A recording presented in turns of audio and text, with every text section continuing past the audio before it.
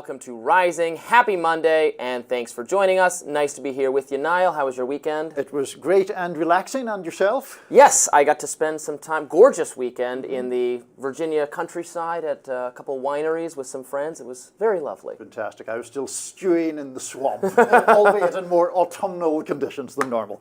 Anyway, lots to get to today. Robby, what's on your radar? Well, I'm glad you asked. Now, the second Trump administration is coming into focus, with Donald Trump having chosen exciting, provocative, out-of-the-box thinkers for several key departments. Fox News' Pete Hegseth for Secretary of Defense, Tulsi Gabbard for Director of National Intelligence, and Robert F. Kennedy Jr. to lead the Department of Health and Human Services. Now, RFK Jr., a former Democratic presidential candidate who then ran as an independent and flirted with the Libertarian Party before ultimately backing Trump, has vowed to make America healthy again by focusing on crony corporatism and insider treatment for the food and medical industries. Now, there's much work to be done. HHS is a massive organization with a budget totaling $1.7 trillion with a T. Thank you very much, Medicare. It's also the department that oversees the National Institutes of Health, which played an important, and I would argue fraught, role in responding to, and perhaps causing in the first place, COVID-19. It's astonishing that Trump has a second chance to get this right, but he does. After all, during the early stages of the COVID-19 pandemic, Donald Trump outsourced health policy making to NIH scientist Dr. Anthony Fauci, who advocated widespread lockdowns, social distancing, and mask mandates. Now, while few people knew it at the time, we would also come to learn that Fauci was one of the foremost public advocates of gain-of-function research and routinely signed off on grants such that American taxpayer dollars were spent experimenting on coronaviruses in Wuhan, China, under lab safety standards that have now been panned as reckless and the possible source of the outbreak in the first place. In other words, the guy we put in charge of fixing the pandemic, Dr. Fauci, might very well have been the guy who greenlit the unsafe research that caused it in the first place. That's government for you. Now, there are signs that Trump's second administration will be staffed with different sorts of people. No longer will he listen to the same entrenched bureaucrats who make sure the federal government's policy is business as usual, regardless of which party controls Washington. That was the problem last time. Now, the nomination of RFK Jr., an unrelenting critic of the pharmaceutical industry and the government's response to the COVID pandemic, is a clear sign that things could be different. I say could. We can't automatically believe that they will be, but they could. Now, there are many things I do agree with RFK Jr. on. For instance, opposing mandates, opposing censorship, making sure the pharmaceutical industry does not benefit from a cozy relationship with the centers of power that allow them to enrich themselves unfairly or cheat the market. I also have areas of disagreement with RFK Jr. For instance, I am skeptical that greater regulation of foods and drugs will ultimately make America healthier, and I'd rather make it easier to approve new products and leave it to individuals to make better choices for themselves, thus enhancing competition. I think that's better than giving the feds a greater say over what we eat and drink. I don't think Americans would appreciate that. But no matter what you think about Trump and RFK Jr., it's clear that they'll need more help at HHS. That's why it's very encouraging for me to hear that the administration is reportedly looking at a very interesting individual to run the National Institutes of Health. Now, that person reportedly is Dr. J. Bhattacharya, a Stanford physician who is reportedly in contention for the job, according to the Washington Post. Our regular viewers will certainly remember Bhattacharya at a time when many medical experts were praising vast new measures of social control as the solution to COVID. Dr. Bhattacharya dared to dissent.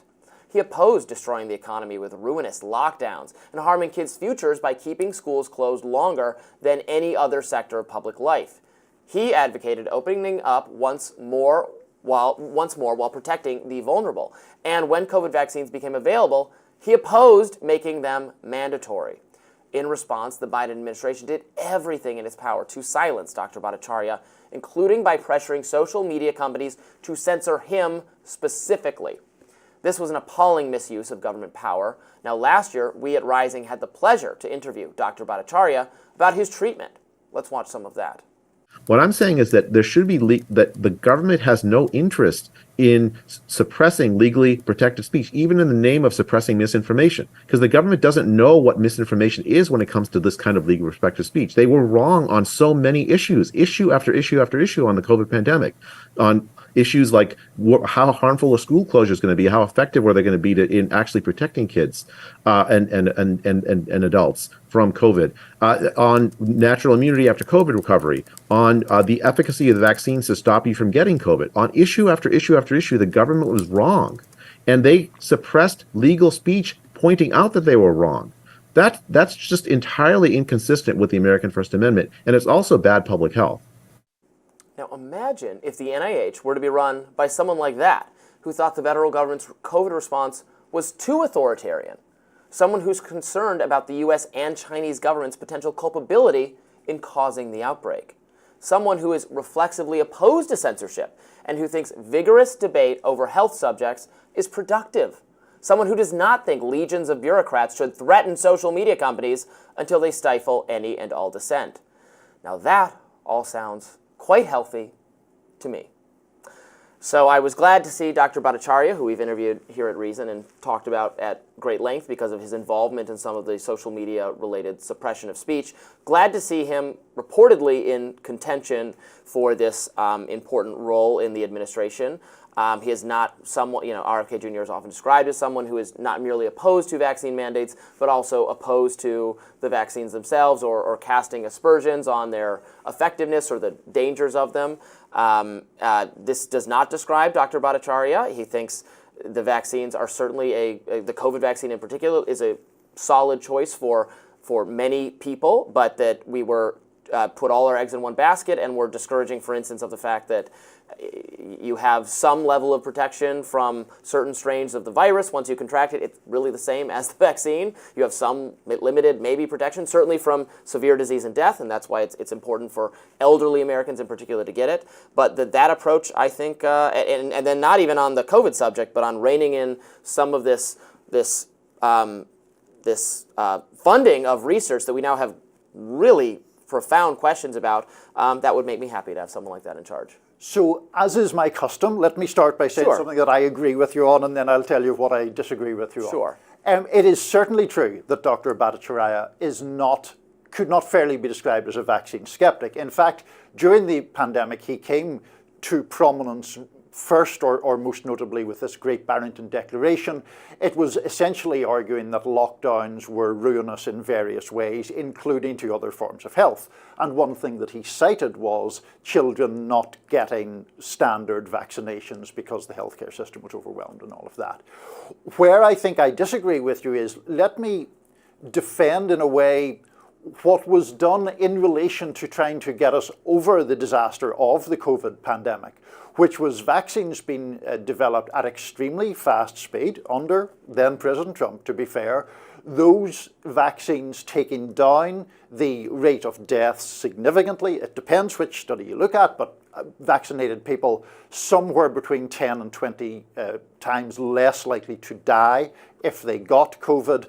And that then helped us get over the crisis, more than a crisis, that was afflicting things at that time.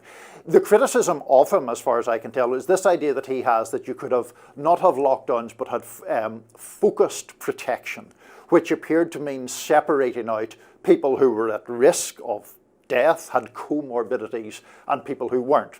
And the counter-argument there wasn't just about suppression or censorship. It was arguing that that was simply impractical to do. That if you had, as some people thought, maybe 40% of the population with some level of comorbidity, it simply wasn't plausible to do what he was suggesting. No, I hear that. I don't necessarily disagree with any of that. First of all, I applaud Operation Warp Speed. I'm all for it. I think relaxing some of the barriers that allow drugs to reach the market faster, I'm for doing that every time. So this is where I might depart certainly with RFK Jr. on some of these subjects, because I particularly don't want to make it more difficult, more cumbersome to approve potentially life-saving drugs, and I want to leave that to individuals rather than the government to make those choices. I'm all for right to try all of that stuff, and so is Trump specifically on that category, so he said.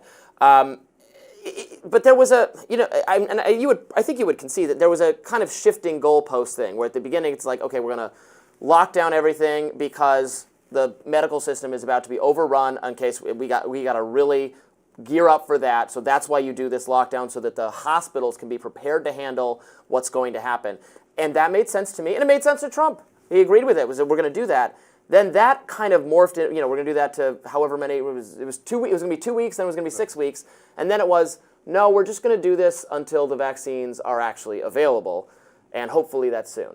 And then okay, and then the vaccines were available, and then even there was pressure still. There was lawmaking being done to actually we're going to keep this in place until COVID itself drops below a certain threshold. Or then some people in the school system wanted the schools shut down until there was going to be COVID zero, which is never going to be achievable in the rest of human history, unfortunately, until we figure out how to prevent viruses, and that's where. So I agree. At the beginning we had to do something, and I hear you on keeping the vulnerable protected is more difficult than it sounds, given just how contagious COVID was. But it was even beyond that, to an attitude of we just gotta wait. I still see these people. I think most of them have left Twitter for blue sky, but people who still say no, we got to have all these mitigation efforts until we get COVID. Until we get it what? Yeah. We're never going to get it any more where it is now. The flu is endemic. The cold is endemic. No, we have to live with it as it is now, and we can't close down society. Society runs on the assessment of risk all the time. We don't ban the motor vehicle because lots of people get killed in car crashes. But I think where I am more... Well, it's not even in diametric opposition to you. I just think that there has become a retrospective blasting of everything to do with the COVID response. And actually, we all remember how awful those times were. 1.2 million Americans were killed. And I just think that there were elements of the response that were overdone, particularly school closures. There were also elements of it that were actually heroic in the utilization of scientific knowledge to get us all out of that dire situation. No, I agree with that. Well, we've got lots more to talk about on Rising today. We're going to take a closer look at some of President Trump's appointees to these key positions. We're going to look at RFK Jr. in more depth and talk about Pete Hegseth. Stay with us. President Joe Biden has crossed an important red line in his support for Ukraine. Now, he gave that country the green light to use American-made missiles and fire them into Russia itself. Experts believe this move could encourage Russian President Vladimir Putin to retaliate.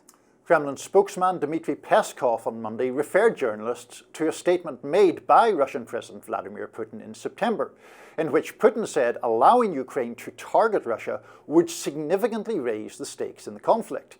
It would change, quote, the very nature of the conflict dramatically, Putin said at the time, adding, quote, this will mean that NATO countries, the United States, and European countries are at war with Russia. Now, President-elect Trump has been vocal about his desire for peace between Ukraine and Russia.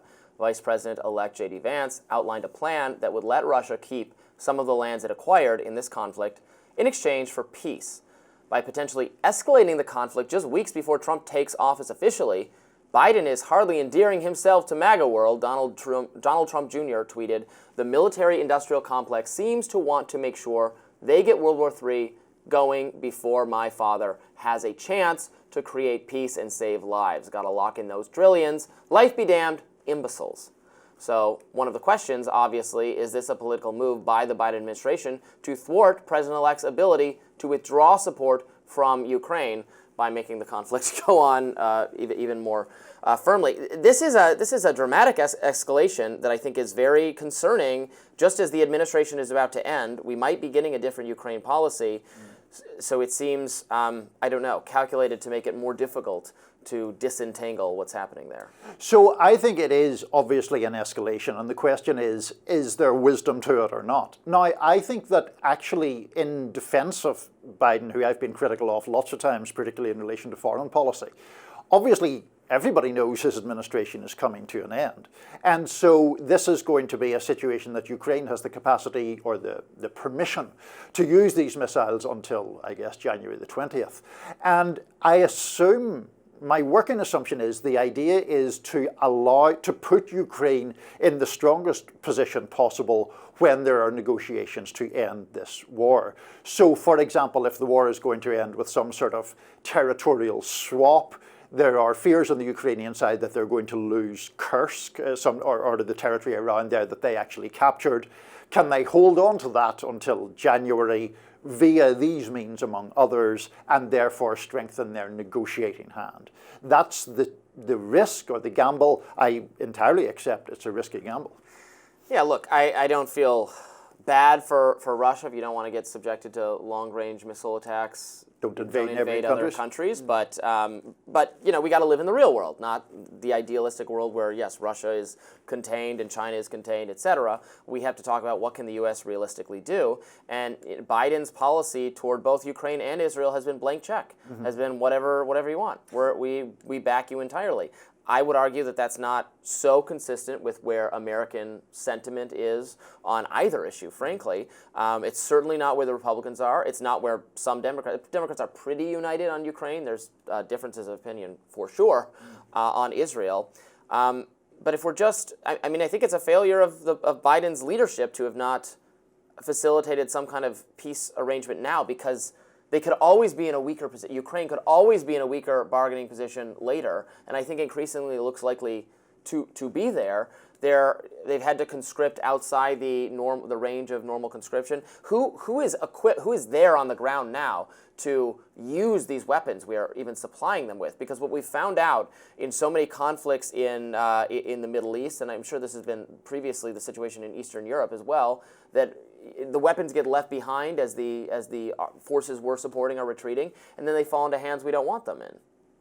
So I think that, you know, one of the issues here is the critique of Biden that I have quite a lot of sympathy with in relation to Ukraine, we can come to Israel in a second, is that he has tended to give the Ukrainians just enough, often a little too late, to try to, so they never really have gained any significant advantage in the war.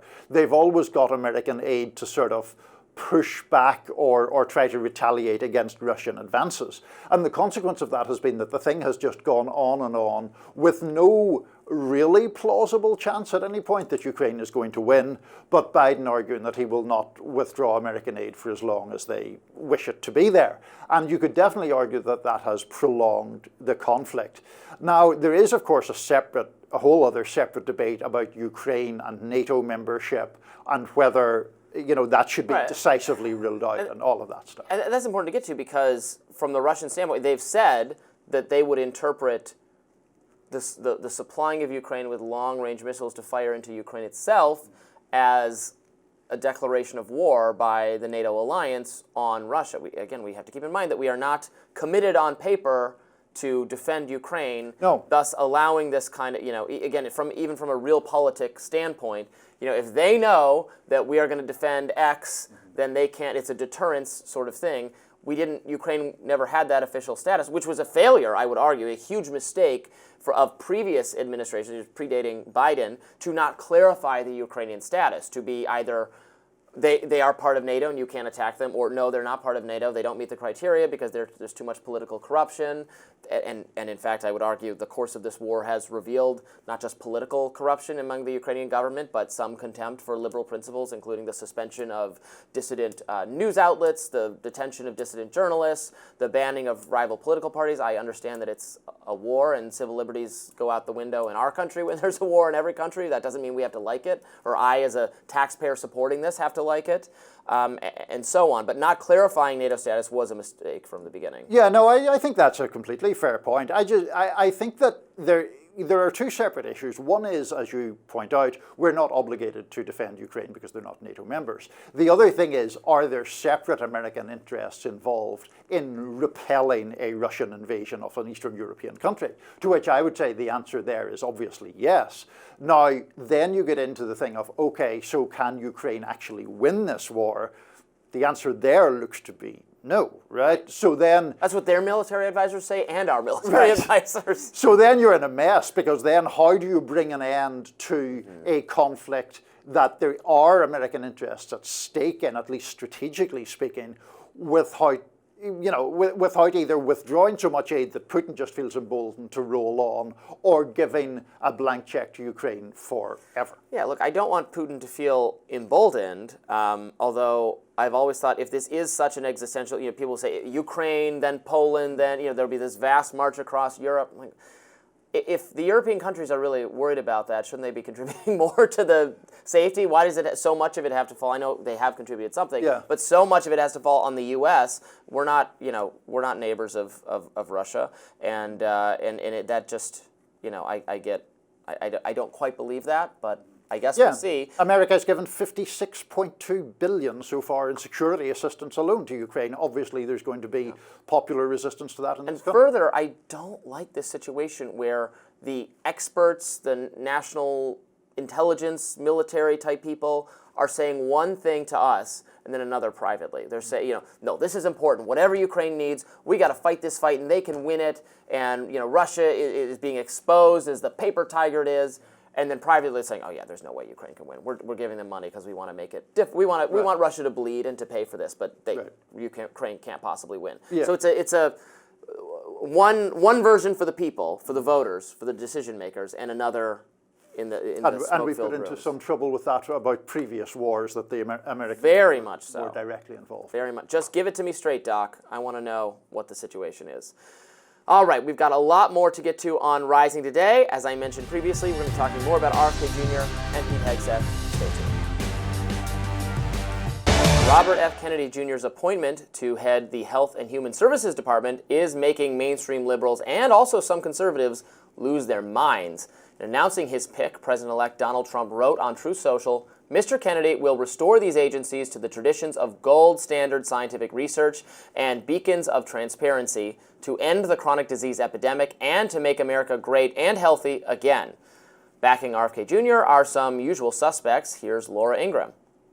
RFK understands this is a ticking time bomb for our families, for our hospitals, our doctors, our nurses, our local, state, and federal budgets. Logic would indicate that what we've been doing isn't working. And ipso facto, we need a fresh perspective before we as a people get even sicker. Still, there has been no shortage of controversy and critical statements over this appointment.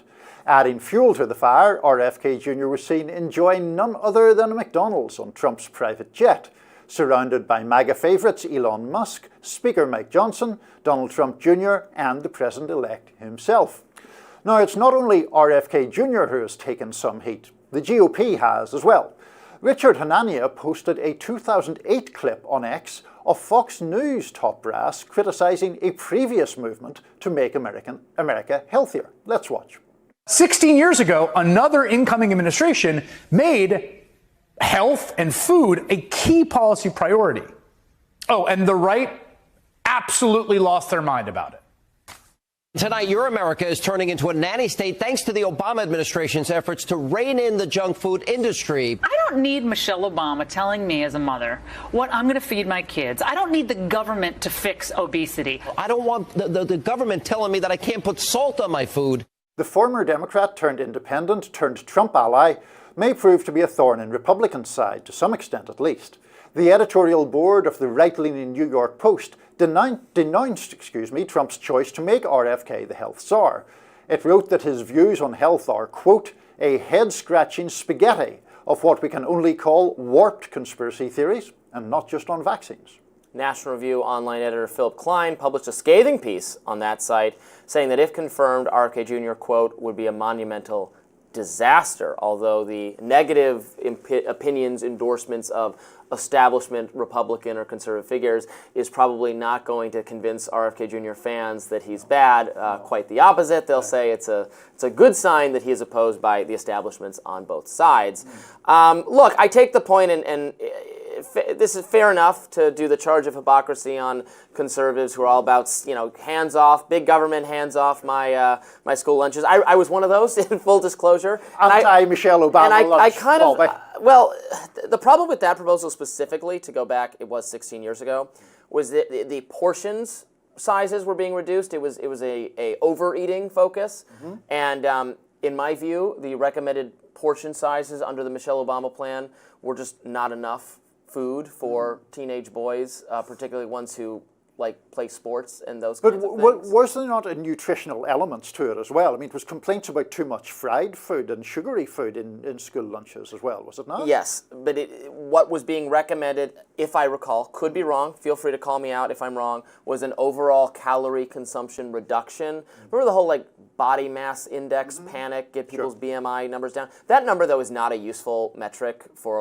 for health in general, in my view, because people can be very tall and very big and be muscular and be working out and have a BMI number that's high and have that be fine. But look, it can also be the case that some of that criticism 16 years ago was over the top and a little misguided, and it's okay to, and maybe they were wrong then, and it's okay now to consider the kind of products that are being made available to children and all that. You can change your mind over the course of 20 years. Mm-hmm. But I mean, when you say over the top, I mean, I have no doubt that your objections were of high principle. But there were a lot of objection that were surely raised on the fact that Michelle Obama is a Democrat and RFK Jr. is at least now a Republican, and so it's fine. Now he's only a Democrat, sort of. No, he's a former Democrat who has seen the light in the view of the right.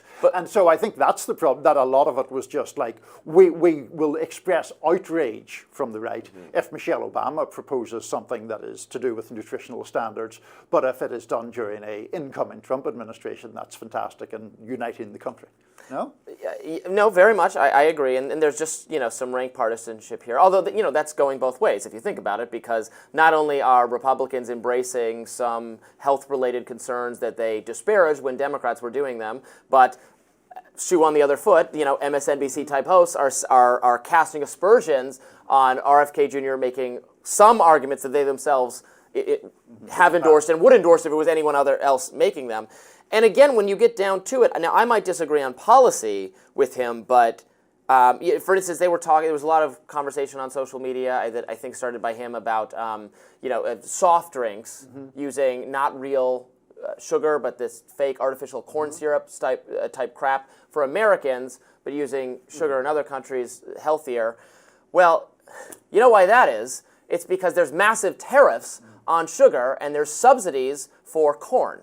So you're going to get more of what you subsidize and less of what you heavily regulate or tax indirectly through tariffs. So this is why I don't quite agree with the tariff approach that the Trump administration seems to have endorsed.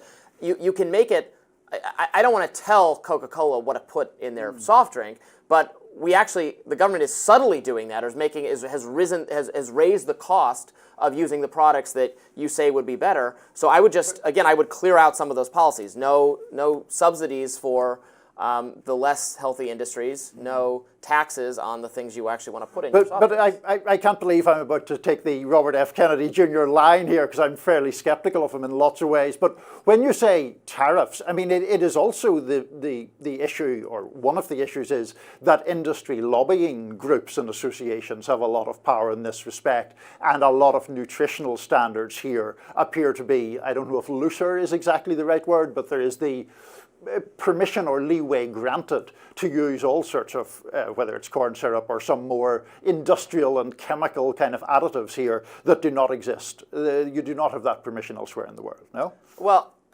but I don't think so lobbying is a huge problem, obviously, but if they're lobbying, I mean, most of what they lobby for is, they lobby for permission, sure, and I'm for granting the permission, but they also lobby for subsidies and for regulations on competitors. So that's where I can say, well, at least before you require private companies or individuals or people to do things that would be, maybe good for them health-wise, but are not financially make sense, or are trying to correct or contend with individual behavior or market preference, that is always a murky thing for government to do. I won't say it's never justified, but it's swimming against the tide, the direction of the current. What you can do very easily is get rid of explicit government policies that are incentivizing or subsidizing less optimal choices, as we have all over the place. And yes, it's absolutely the industry's fault. This is This is farm subsidies are an industry protection that they get. You can't go campaign in Iowa, the first state on the map, without promising to give these people everything they want. I think that's very pernicious for our policymaking, and I hope someone like RFK Jr., who has not been afraid to clash with established authorities or interest groups, keeps that kind of thing in mind. I hate to bring us down from such highfalutin ground, but what did you think of food purist RFK Jr. noshing on his Big Mac? You know, it's kind of like in the mob movie, or maybe a gang movie where to prove you're not an undercover cop, they make you take a hit of drugs or something like that, or hit somebody, stiff somebody else. Yeah, right? You got to knife somebody. You got to make your bones. I think he was making his bones to join the Trump mafia. Via the Big Mac. Fantastic. But McDonald's, is delicious if you haven't. I mean, I haven't had it in a million years. I usually have Chick-fil-A when I visit New York. I'll have a Chick-fil-A once. It's a very conservative-friendly choice for you. Having nothing to do with their policies. It's just because I like the Polynesian-style sauce that goes on the chicken nuggets. Popeyes for me, but we'll get into it. Popeyes for you. Well, there you have it. Coming up next on Rising, more topics to discuss. Can't recall what they are off the top of my head. I'm going to have to remember to start writing them into the script. See you in a minute. President-elect Donald Trump has made no secret of his plans to shutter the Department of Education. Here he was proposing such a course of action back in 2023. And one other thing I'll be doing very early in the administration is closing up the Department of Education in Washington, D.C., and sending all education and education work and needs back to the states. Those calls echo years-old rhetoric from Trump dating back to his first term. Former Secretary of Education Betsy DeVos, who helmed the department under the first Trump administration, was a frequent critic of her own department, which she thought was irrelevant. She insisted control of schools should be a local issue.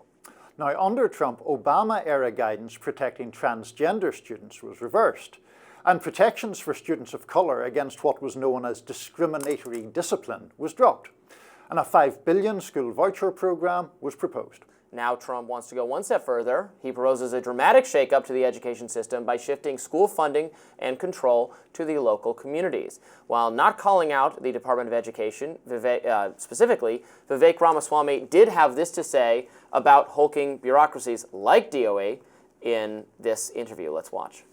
We expect mass reductions. We expect certain agencies to be deleted outright. We expect mass reductions in force in areas of the federal government that are bloated. We expect massive cuts among federal contractors and others who are overbilling the federal government. So yes, we expect all of the above. And I think people will be surprised by, how quickly we're able to move with some of those changes, given the legal backdrop the Supreme Court has given us.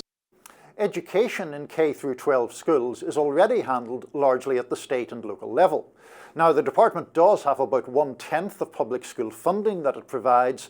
That money is given to ensure that schools follow federal laws.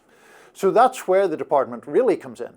The agency was established in 1979, and it is among the newer executive departments, just behind the Department of Homeland Security.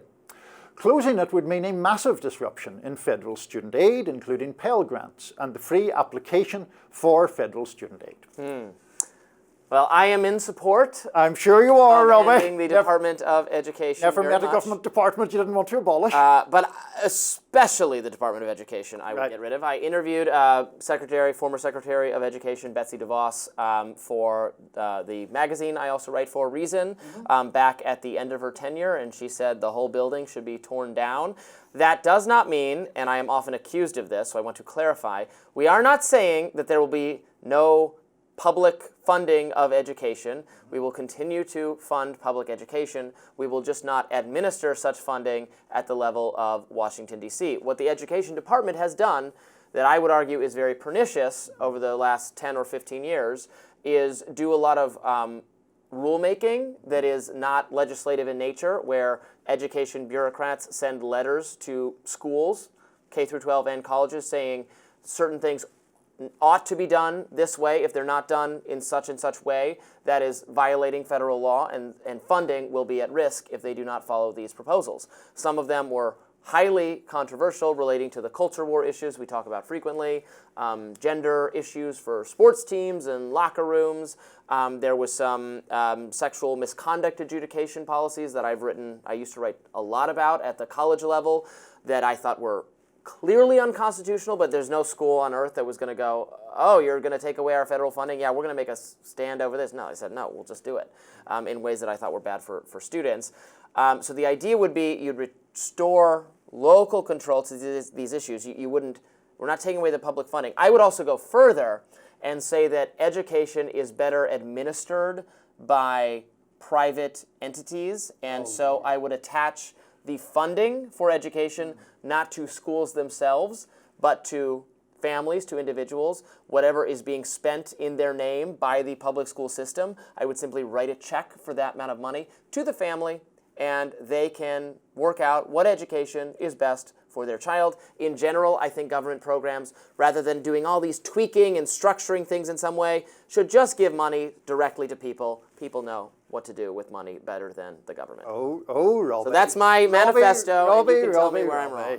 So, in relation to the private entity thing, the chief problem with that, it seems to me, is let's set at-home schooling aside for a second and talk about private schools and so forth. The problem with that is that those schools tend to be run for profit often, and it is more difficult to make a profit if you are teaching kids with perhaps behavioral difficulties coming from impoverished social circumstances and so on and so forth. So you in fact disincentivize education for the people who most need it. And that's where I have the problem there. Now, separately from all of that, the issue of local control or state control versus federal control is, I think, on its surface, I think there is some legitimacy to that argument. But here is what I would say. In other areas of American life, the environment, for example, or even crime, we acknowledge that crime is fought by the local sheriff's department, local police department. We have an FBI because we think there is a need for a national body there. On the environment, states can pass environmental laws as they wish, but we have an environmental protection agency. Surely we have, as a nation, at least as pivotal and important an interest in the education of young people to make that parallel work and apply, and therefore you should have some level of federal involvement in the education system. Well, maybe you need to have some level of federal involvement, but then it's similar to health-related stuff. There are regulations on foods that we discussed a lot today, and all right, that's fine. Some of them I think I would want to get rid of. Maybe others need strengthening, that kind of thing. But we don't. No one thinks that the government should run, sure, there are people who think that, but most people accept the government is not going to run the grocery stores themselves, and that's better. And in fact, actually, when the government tries to run the grocery stores, you end up with like Soviet-era horrible, crippling poverty and shortages. Now, if people can afford, if we think that poor people should get some kind of subsidy or assistance or welfare or food stamps, those kinds of programs, fine, but that's not an argument that the government needs to come in and actually run the distributor of the food. I would make a similar argument for education. We could still give money to people so they can afford it, so they can get an education, but whether the education system itself needs to be administered by the government is, I think, the question. Obviously, there are very good public schools in some parts of this country. They tend to, now, versus private schools in certain municipalities, what they're spending is just as much. I mean, private education can be expensive, but the per pupil funding at some public schools, in some of the most, by the way, some of the most poverty-stricken, where they have to deal with some of the most difficult children, they're getting, $20,000, $25,000 per kid. That's equivalent or more in some cases to what you can get private education. So that says to me that the government is doing something inefficient, which isn't surprising because they don't have that profit incentive, and that a system could be designed where you're not taking away education from people, you're still paying for it for people who can't pay, but you're just not administering it by the government. So let me make a final point here in terms of how education is looked at, because we have been discussing it in terms of the domestic economy and domestic life. But there is also a priority for the United States to be at the forefront of education internationally. And as it happens, I was looking into the history of this because people, particularly in the conservative side, often cite how relatively new the Department of Education is, 1979 being set up then. Ronald Reagan, when he was running in 1980, ran in part that he was going to abolish the Department of Education. And when he got into power, his education secretary, whose whose name now escapes me, commissioned a report, and the basic conclusion of that report was, no, the United States actually has a legitimate interest in ensuring its own competitiveness at the educational level, ensuring that young people of high school age or any school age get the education that is required to keep the United States as the primary superpower in the world. Well, and then we get at a central tension of the philosophy behind having a more educated population, which is difficult to solve, and I certainly haven't quite solved it, but I think about this a lot. It's we have such a large and populous country with such a range of academic achievement or even ability. I certainly think we should prioritize competitiveness, and I hate, in fact, when we bring in immigrants to study here and then immediately send them back to their home countries. We won't let them remain here. It seems like the stupidest policy on earth. Yeah. And our schools, I'm generally for having tiers and you do run the risk of holding back the very brightest students by having them in mixed classrooms with students who are not as academically gifted, and the sooner in terms of, and I think this is pretty common in China, in our rival countries, to filter out or not hold those students back by having them be in the same classrooms as less performing students. Now, a lot of people don't like that because we're like, well, what are we going to do with these people if they're not well educated? But you can tell pretty early on. I was like this. I was not good at math. You could tell pretty early on that I was never going to excel in mathematics. It's not going to happen. So the sooner we can make, instead of forcing on, force is maybe the wrong word, but encouraging the academic development, or this is why I hate our current subsidies for colleges and everything, forcing everyone down this path that is not the right path for every student, but they feel like it is because it's so aggressively subsidized. And then you have this reality where people finish college and have debt and can't even get jobs at Starbucks because they're overqualified for them on paper. It's very bad and pernicious. We need to incentivize other options, job pathways for people who don't excel academically. Let me make a very brief point from my native side of the Atlantic. Yes, please tell us. It used to be the case in, I grew up in Northern Ireland, which retained for a long time, including while I was at school, at the end of what you would call elementary school, you sat what was in effect an IQ test, and then you were sent, and these were all state schools to be clear, you were sent either to grammar school, which was more academic oriented, or secondary school, which was more trade oriented. Mm-hmm. It was actually a very successful system, which was abolished in England and Wales because people felt it was too socially divisive. And a lot of people, including me, who grew up in modest enough material circumstances, don't think that division should ever have been done away with because it actually provided social mobility to people who were academically gifted, even if they weren't from affluent backgrounds. That's fascinating. I very much agree with that. Thanks for sharing more about that. Coming up next on Rising, Morning Joe made a visit to Mar-A-Lago. We're going to tell you all about that. Fascinating clip. Please stay tuned. Well, how the worm turns.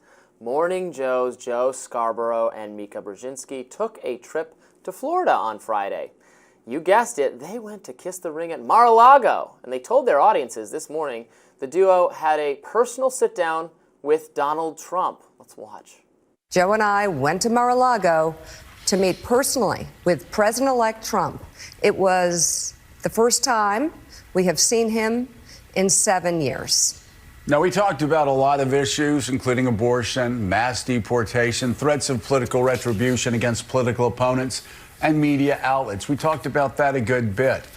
And it's going to come as no surprise to anybody who watches this show, has watched it over the past year or over the past decade, that we didn't see eye to eye on a lot of issues, and we told him so. It's been 7 years since the two MSNBC anchors spoke to the president-elect, although Joe Scarborough did reach out after the first assassination attempt this summer against Trump in Butler, Pennsylvania. So, is this hypocrisy? Let's listen. For those asking why we would go speak to the president-elect during such fraught times, especially between us, I guess I would ask back, why wouldn't we?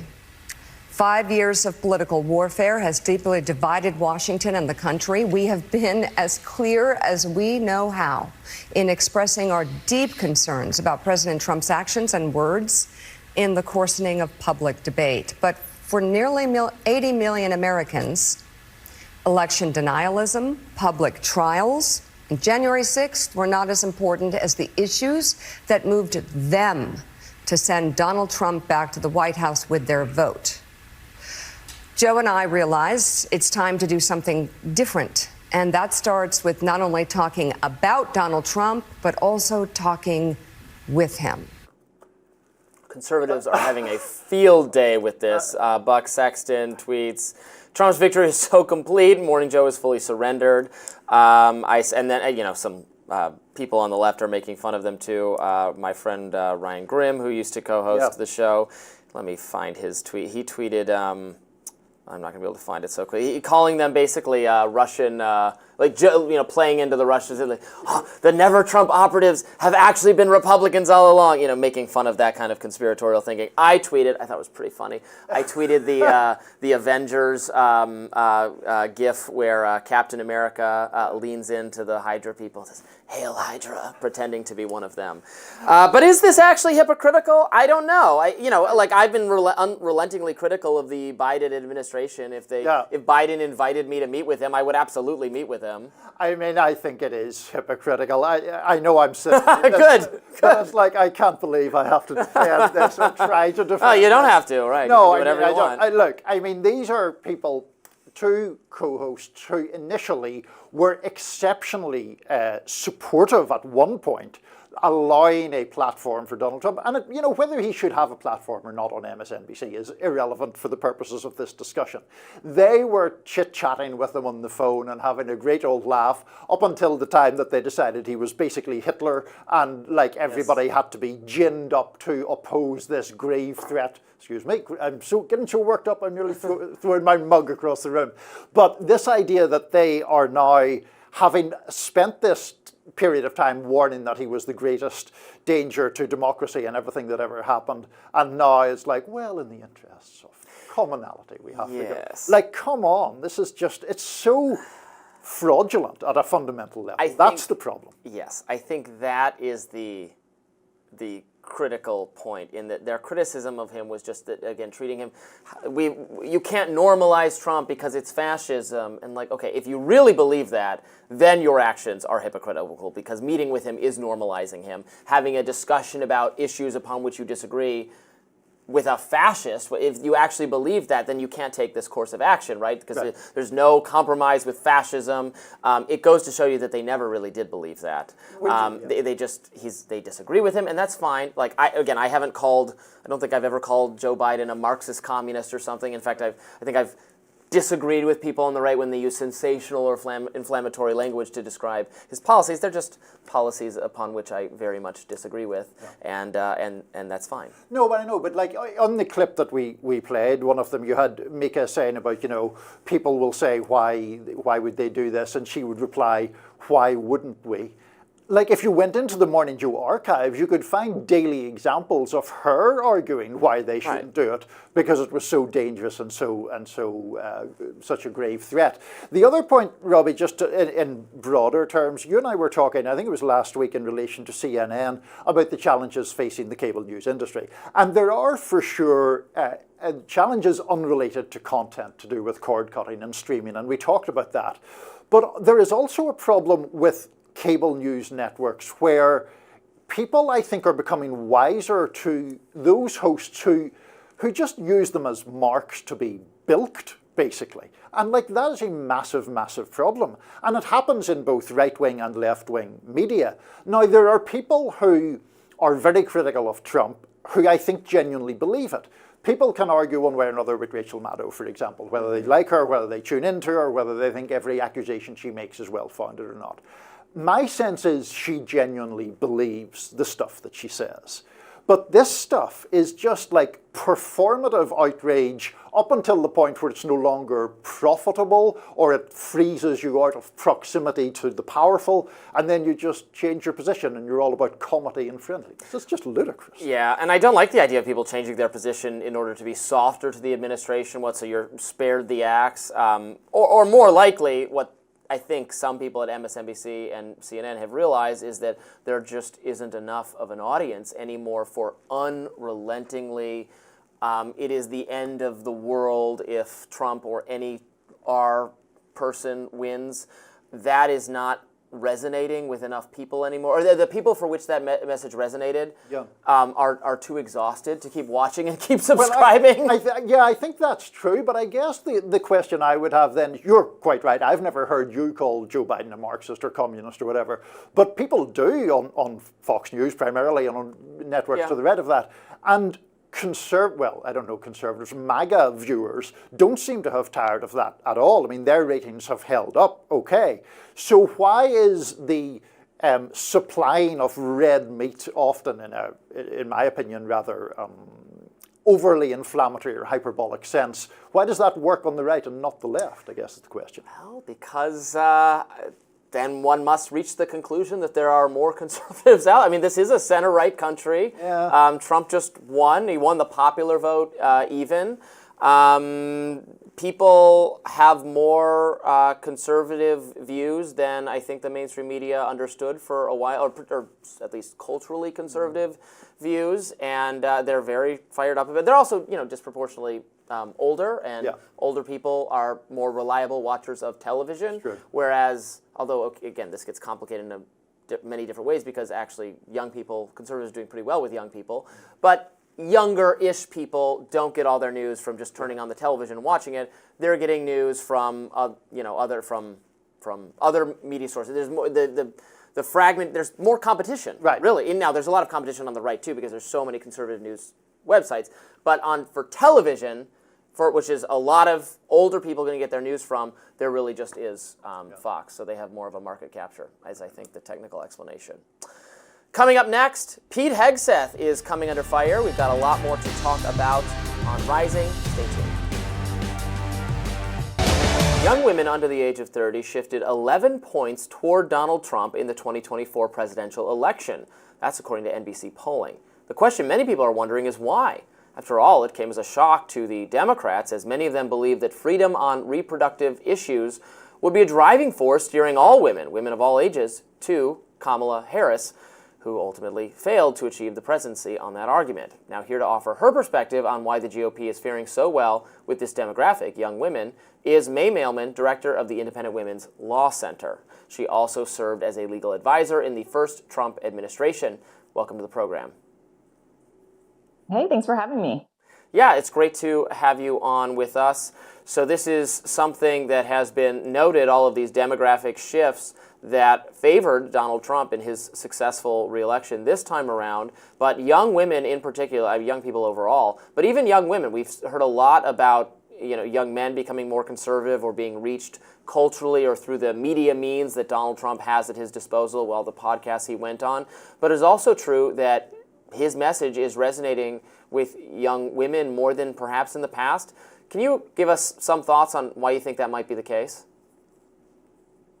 Yeah, because I see this election and the political parties less about the traditional demographics that we like to break down by race, by sex, and more along the lines of class. And so you see this, what might be shocking to people is that white men fell away from Donald Trump from 2016 to 2020 to 2024. And why is that? Well, I would be willing to bet that it's not that it has anything to do with whiteness or have anything to do with maleness. And it has a lot to do with people with 2 or 3 degrees shifting toward the Democratic Party and people without those degrees shifting toward the Republican Party. And so I think I would view this less as womanhood and more as what is the class divide and how is Donald Trump reaching that class divide and going where Republicans haven't gone and talking to women who are really concerned about their finances. And then I think also there's an element of cultural normalcy here. Women who have always considered themselves to be normal, reasonable people, they want to live next to normal, reasonable neighbors. And there was just something very ultra progressive about Kamala Harris, who still has her pronouns in her bio, that again doesn't bridge the class divide, but also doesn't strike one as normal. Speaking of pronouns, I did notice over the weekend, and I was not the only person to notice this, that AOC, for instance, actually removed her pronouns from her bio, changed her description there. I think now it says Congresswoman or something even. Is this a sign that Democrats are absorbing the message that some of the, whatever you want to call it, woke, cultural, progressive signaling that they've done, even more so than policy, but signaling, or their association with that cultural milieu has not been helpful to their electoral chances? Even if we can think of this as a blip, as like a 5-second, they realize that going full gender ideology strikes people as insane. Like, even if we can acknowledge that there are people thinking that right now, I don't think that it's going to last. I don't see this as a major shift in the Democrat Party. And you can already see this with Jen Psaki saying, I acknowledge that the they-them commercial was an effective one, but why? I mean, why? This is an issue that's so little, there are very few people who identify as transgender in the United States. And so already they are trying to minimize this as an issue. And I don't think Democrats quite understand the point. The point is not necessarily that every voter got out there and thought that they're a female prisoner and a male is going to come into their prison cell, or that they are going to be not able to be an NCAA champion because of a male. What people voted against was, if you can't acknowledge the biological difference between man and woman, then you are not like me. You're not like my neighbors. You are too progressive. You're too elite, and I don't trust you. And by already trying to minimize this issue, it shows that Democrats are not actually picking up on what that message was. It's not about individual instances. It is about Democrats not acknowledging reality and not seeming like the more trustworthy normal party. That all may be the case, May, and I certainly think demographic shifts of whatever kind are always fascinating. I'm as interested in the exit polls as anyone. But I just want us to be careful here that we don't get too far over our skis in talking about the shift in gender voting. It is certainly true that Vice President Harris won women by a narrower margin than President Biden did in 2020. But she's still at an 8-point margin with all women, a bigger advantage with unmarried women, for example, 21 points according to the exit polls, a 24-point advantage with women under 30. So how does that fit into your overall thesis? Why do you think younger women in particular are still more resilient in terms of supporting the Democratic Party overall? Because I think that there's an identity element. I ask young men wherever I go, and they tend to be conservative, but why are all of your colleagues voting Democrat? Is it abortion? What is it, issue based? What is it? It is sort of abortion that weighs, but it is that everyone else is doing it. That just is what you do. You like Taylor Swift and you vote Democrat. And so I think the reason that it's notable that Kamala Harris didn't completely trounce with that group, that she didn't get the numbers, the delta that she was planning on getting, is that if it's not actually an identity, if a lot of people don't actually identify as that, they just socially do, they just act like they do, then you don't have that group like you thought you did. So these are not reliable voters like you thought that they were. So yes, these are people who do tend to vote Democrat, and they still do, young women. But the fact that it's not reliable, I think, means that these are people who are swing voters, ultimately, at the end of the day. Like, if they're in the 50-ish percentile, they're swing voters, and that's a really positive sign for the Republicans and not so much for the Democrats.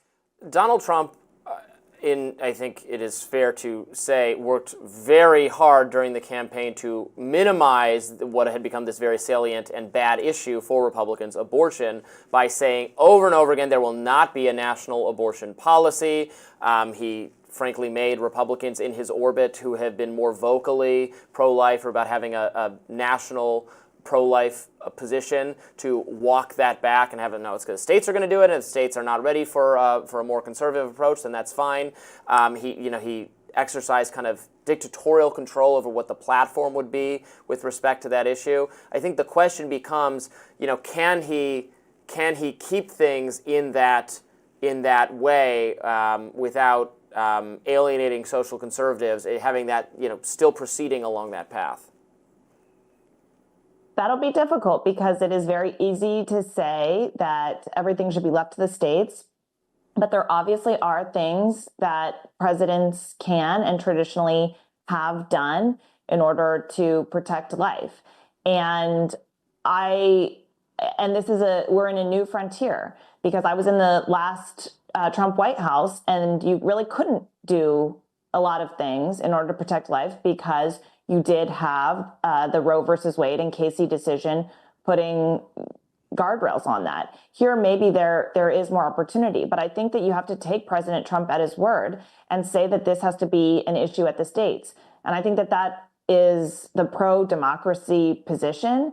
And there ultimately might be a democratic response that says, as a nation, we are ready for some sort of federal position on this. But right now, I think that federal position is reflected in the Hyde Amendment, which is decades long, which is the federal government is going to allow this compromise to play out by at least not funding abortion. This is a decision for the states, so that's one side of the compromise. And on the other side, the federal government is not going to pay for these abortions. And so that was something that I think it's a compromise. Nobody really loves it, but continuing on that path is what I basically would expect. Mailman, thank you so much for joining us today. We really appreciate it. Thank you. Donald Trump's pick to spearhead the Defense Department, Pete Hegseth, is under scrutiny for paying a woman after she made sexual assault allegations against him. According to his lawyer, Timothy Parlatore, Hegseth paid an undisclosed amount after being blackmailed in 2017 during the Me Too movement. The former Fox News host denies any wrongdoing and maintains the encounter was consensual. Democratic Senator-elect Elissa Slotkin weighed in on the claims made against Hegseth, but also on his other controversial statements that women shouldn't serve in combat roles. Let's watch. I was at the Pentagon on Thursday, and there is absolute hallway constant chatter and conversation and concern from senior women officers, but also I've heard from folks who I've recommended to service academies, young women who are just starting out their career saying, am I going to actually be able to accomplish what I want to accomplish here? So I don't think it's an understatement to say that there is real stress in the force right now. We're really at risk of politicizing the military in a way that we can't put the genie back in the bottle. The controversies in Hegseth's past also include being barred in 2021 from serving in President Biden's inauguration as a National Guard member. And that happened because a shirtless photo of him circulated online exposing his tattoos. Among those tattoos, one bore the phrase Deus Vult, the Latin meaning for God wills it. A former naval intelligence officer told the Washington Post the phrase had become popular with the Proud Boys, 3%ers, and other extremist groups that participated in the siege at the Capitol. The Daily Show, meanwhile, mocked the pick. Let's watch. That's right. No women in combat roles. In Trump's America, if women really want to risk their lives, they're going to have to get pregnant. While conservatives came to his defense, Fox News' Joe Concha posted, quote, the same people who were cheering on Liz Cheney being defense secretary in a Kamala Harris administration are the same folks who can't handle a decorated veteran like Pete Hegseth holding the same position. Think about that. Lots to get into here. I guess I want to start with Elissa Slotkin's specific criticism that people in the military-industrial complex are so upset and worried about an outsider like Pete Hegseth coming in. Again, and I've said this earlier today, that is probably a comfort to many people in MAGA world, many Americans. I will note that the Pentagon just failed their 7th audit in a row. The business-as-usual people have not run our government efficiently and effectively and espouse policies that the American people just voted against. So the idea that it won't be business as normal is a selling point, not a point of criticism. To get to Pete Hegseth specifically, so I don't know what if any stock should I put in a sexual misconduct allegation that he was not convicted of. He paid out to someone who made that claim. I have no idea whether the claim is true or not, given he was not convicted. If he was convicted of that, then I would say that's pretty disqualifying, but he was not, and so I mean, I kind of just set it aside on that basis. So I don't know what else to say about it. I mean, obviously the fact that charges were not pressed and therefore he self-evidently has not been convicted is important. I think these things are tricky to talk about because the woman stands by the allegation. It is a he said, she said situation. And the reason I'm cautious talking about that is if comments appear dismissive of the allegation and that actually is what's happened, then we're minimizing an absolutely gross crime. And if one comments in a way that suggests the opposite, suggests guilt on his part, and in fact, as his lawyer claims, the woman is making a false allegation in order to save herself embarrassment and marital difficulty because this woman is married, then he has been charged of a gross offence of which he is innocent. And so that is always a difficult thing to talk about. In relation to Hegseth himself and this allegation being out there, I think one of the political difficulties is it goes on top of the Matt Gaetz thing, who has also not been convicted of anything, but we're awaiting an ethics committee report sometime that I think is likely to leak, even if it's not officially released. And we know one of the things that they're looking at is allegations of sexually inappropriate conduct there. And those two things together inevitably renew the spotlight on Donald Trump, who was found liable in a civil case for sexually abusing E. Jean Carroll, and against whom there have been lots of allegations made. So that's where I am. Well, in the Matt Gaetz case, I find the ethical accusations against him much more vexing, although Matt Gaetz's policies versus someone else who might occupy that role, as I've said before, on surveillance and on drugs, I quite like. So now, Pete Hegseth's specific policies, I don't quite know what they will necessarily be. Now, you can listen to him on Fox News, obviously, to get some idea. I think he's probably more hawkish than I am, although he's being invited into administration that has vowed to be less hawkish. The most ridiculous, in my view, and you can feel free to disagree, but the most ridiculous accusations against him right now, to my mind, stem from the tattoo argument, and this is getting, on some level, very irresponsible, reminiscent of the whole okay hand sign, hand gesture thing. Here's a tweet from, this is from the Associated Press's Pentagon correspondent, Tara Kopp, saying that he was flagged as a possible insider threat by a fellow service member due to a tattoo he has that's associated with white supremacists. You know, we're talking about the Jerusalem cross, which is not his. You know, if some people who are also white supremacists have this symbol, what are you supposed to, is the American flag then a white supremacist symbol just because patriot-type groups like it too? It is also a symbol that just Christians, I think it's not a secret that he harbors very Christian views, very socially conservative views. The idea that this cross itself is like akin to the Nazi iconography is, I think, a very misleading claim, and something organizations like the Associated Press should not advance. You know, similarly with the Deus Vult and all that, they should be very careful here about, you know, doing the casual, lazy, this is all evidence of racism and white nationalism. So disappointing our viewers who want open conflict here, I actually agree with you on that point. Now, we were talking about Hegseth last week. I think that people in politics should be judged upon what they believe and what they state their beliefs to be. Pete Hegseth has a very different worldview than I would have. And I think that is basically that he has more faith in American military power to solve problems than I do. And relatedly, he has more of a belief that individual members of the American military should have almost, to my mind, impunity to do what they like and shouldn't be prosecuted for crimes committed in a combat zone and all that. I disagree with all that. The Deus Vult stuff, I think, is nonsense, honestly, because It is a phrase that is used, now I'm no expert on any brand of Christianity, but as I understand it, it is a phrase that is especially popular with Catholics. There is apparently a podcast of two Catholic priests who have no especially controversial views beyond their own Catholicism, of which that is the title. It is the motto, apparently, of a Catholic school in New Jersey.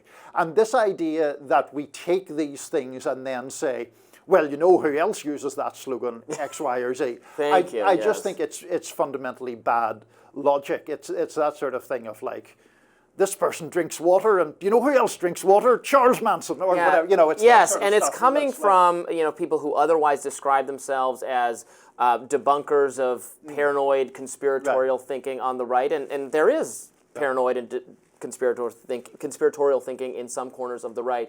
But then also you're saying you're experts in these, and now you're like looking for evidence in photos of hidden Nazi iconography like it's a Dan Brown novel or something. It makes you sound crazy, and you should just not work yourself into this fervor. And then you'll start seeing racism and Nazism in places it does not exist. And ignoring that there are absolutely white nationalist groups practicing in this country. There are racist people out there. There are symbols and signs and associations they have. I would argue they're actually not particularly large and looming, law enforcement threats. They're very well tracked and monitored and tabulated and counted. We should not overstate their influence. That is unhealthy tendency to do that. But I agree with you that his views themselves should be scrutinized as you described them. I don't really agree with those views either, so I think it should be interesting to see. We will continue to monitor any updates there. Coming up next on Rising, J.K. Rowling has a response to John Oliver's monologue on his show. We'll discuss. Comedian and commentator John Oliver came out swinging against those who he accused of trying to take away rights from trans students. Let's watch. Ads on that one issue. And it was frustrating to see the Harris campaign fail to formulate a response, especially because it's pretty easy to do. Watch, I'll do it for you right now. As we've discussed before, there are vanishingly few trans girls competing in high schools anywhere. Even if there were more, trans kids, like all kids, vary in athletic ability, and there is no evidence they pose any threat to safety or fairness. It is very weird for you to be so focused on this subject. And finally, if you genuinely want to address the biggest concern for most girls who play high school sports, you'd be less worried about this and more about the creepy assistant volleyball coach who keeps liking their posts on Instagram. Harry Potter author J.K. Rowling, who has been strident in her views on this issue, she took on John Oliver, writing on X, "Nothing about this feels good because John Oliver generously gave his time for my charity Lumos, and I liked him very much when I met him. But God knows if you ever need an example of motivated reasoning and confirmation bias, this video's for you. An undoubtedly intelligent person spouts absolute BS to support something he wants to be true, but isn't. According to the UN, female athletes have lost nearly 900 medals to trans-identified men competing against them in women's sporting categories. Girls have been ousted from teams to make way for boys. Women have suffered serious injury playing against trans-identified men. Again and again, I've come up against men who argue exactly what Oliver does here, using the very same talking points with a straight face. The believe the science guys will say, actually, yeah, we don't have enough data to say whether men and boys are stronger and faster than women and girls. The Be Kind crew can't see what this issue is. Why are you bothered? It only affects a tiny minority of females. If you want to tell the world you're happy to watch females suffer injury, humiliation, and the loss of sporting opportunities to bolster an elitist postmodern ideology embraced by a minute fraction of the world's population, fair enough, you're allowed your opinion. But if you've just told girls they don't deserve fair sports, maybe rethink using all too real and common sexual predation against young women as a punchline for your edgy closing joke." Now, Rowling's response has received some strong pushback. Content creator Sarah Higdon wrote, "I'm trans and a high-performing former athlete, including 7.5 years in the Army. Been on HRT for 5.5 years, and I can still prove that if I competed against women in sports, I still have an advantage. I was on path to prove it by breaking the female squat record until an old Army injury sidelined me. But I still perform in the 80th percentile on a spin bike after never riding before 2020. And journalist Michael Schellenberger responded to Rowling's post with a fire, heart, and rose emoji. So we read that comment from Sarah Higdon as a pushback, but I think that was agreement. She was agreeing with her. Yeah, I she was pointing out that it was, yes, that, and again, you can, I will concede part of what John Oliver says, that you can certainly overstate the danger or the harm or that aspect of trans people deserve dignity and equal protection, and I don't want to harm their health care or anything like that. I think this is a valid choice for, I mean, it doesn't really matter what I think anyway. It's your body, your choice. I don't have any desire to police you, but the sports category is just a little bit of people in total denial, like John Oliver here. No, of course, even if there's not a lot of athletes in this category, I agree, but inevitably and in many cases they outperform. It is an unfair advantage. It just is an advantage because there are fundamental differences, biological differences between men and women. And in some places, we got to have more of a wall here. Sports which is about physical performance, where the difference between men and women is most dramatic. You have to have some kind of look that you can't have in this category people getting some, it is not, I don't want to insult athletes who fall into that category. I think creating different or alternative organizations or a mixed gender category or a category for people who don't fall evenly or neatly into one or the other, fine, we can be creative about this, but to deny that there's any advantage or an advantage on average for trans women in this category is just not true. Yeah, I mean, Democrats have got on the wrong side of this specific issue, and I think, to be fair, it may be rooted in a completely decent impulse, which you actually outlined, about allowing trans people to all the dignity and fairness that is required to allow them to live in the gender identity with which they're most comfortable. I don't want to insult anybody in this category either. I think feeling that one is imprisoned in a body of the wrong gender must be terrible for people. The sporting issue, I mean, my objection to it, in a sense, is Democrats are on the wrong side of it, and then I think the right constantly harps on it to press the political advantage. I mean, I think there are far bigger things to talk about in this country, whether it's, poverty or education or people who are in real economic dire straits. When it comes to sport, it is not really deniable that there are biological differences between people born as men and people born as women. And to deny that or try to avoid it just seems not only politically unwise to me, I worry that it actually slows the progress of fair fundamental rights for trans people, because it gets into this argument that loads of people think is just nonsensical, to assume that people in high schools or colleges or anywhere else, that it isn't an advantage. Like, people make an argument that I think is just a really weak argument, which is to say, well, people who grew to 6'7" have an advantage in the NBA over people who don't. Yeah, I know, but that doesn't change the fact that men are generally faster and stronger than women are. Yes. And then that obviously is an issue. So, yeah. I bring this up many times on the show, so apologies if viewers have heard it, but it was obvious to me. I used to coach track for middle school for 4th through 8th grade, and I ran track in high school.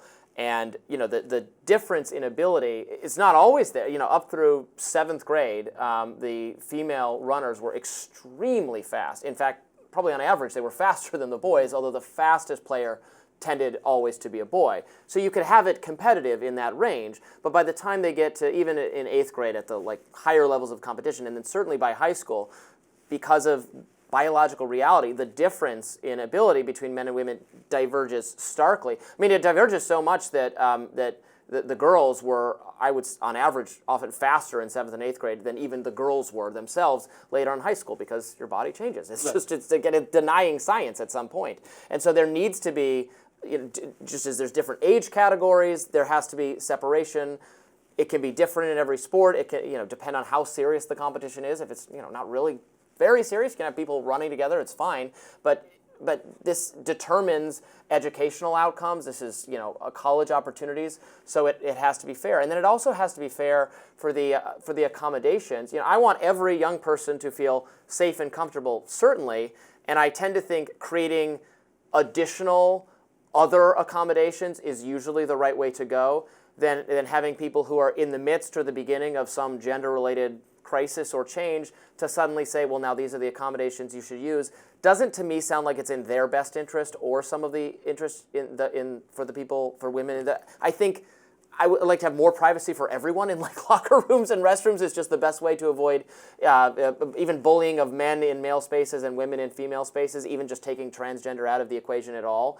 But, don't tell me it will never be a problem or never be fraught to have some federal guidance saying, nope, now you have to do it this way. Yeah, so two things there. On the issue, and you used the word fairness, I think this is why this issue has become so damaging for Democrats or for people who are at the most aggressively sort of pro-trans rights position, is they are using the language of fairness, particularly on the sporting question, in a way that millions of people just deem obviously unfair. And it's not, you don't even have to have participated yourself at sports on a high level or have a child who's participated in a high level.